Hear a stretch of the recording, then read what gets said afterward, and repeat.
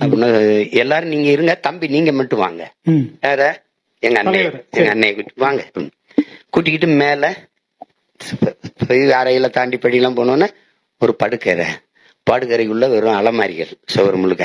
இதுல போயிட்டு கதவை திறந்து விட்டு எல்லா கதவையும் இதுல எவ்வளவு வேணுமோ நீ எடுத்துக்க அப்படின்னு இந்த பக்கம் திரும்பிக்கிட்டாப்லாம். அப்படியே இந்த பக்கம்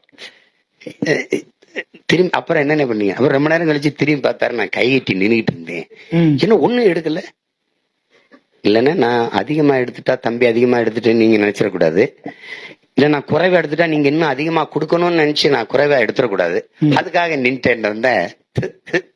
சிரிச்சுட்டு அப்பதான் உங்களுக்கு தெரியும் அவர் எங்களை சந்திக்க விரும்பி வளர்ப்பை விட்டிருந்தார் எல்லா அமைப்புகளை.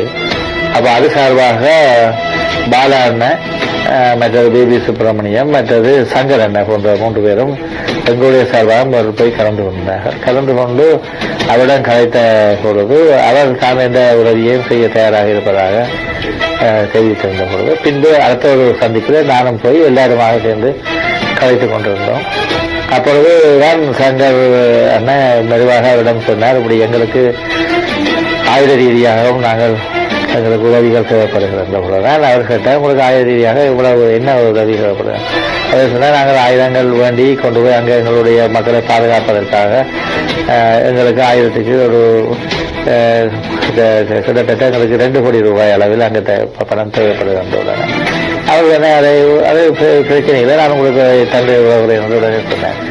எந்தவித ஒரு தயக்கம் இல்லாமல் உடனே அந்த இதை சொன்னோன்னா எங்களுக்கு பெரிய ஆச்சரியமாக போய்விட்டது. எங்களுக்கு எங்களால் நம்ப முடியாமல் போய்விட்டது. இவர் உண்மையாக சொல்றான என்ற அளவுக்கு எங்களுக்கு ஒரு சந்தேகம் இருந்தது.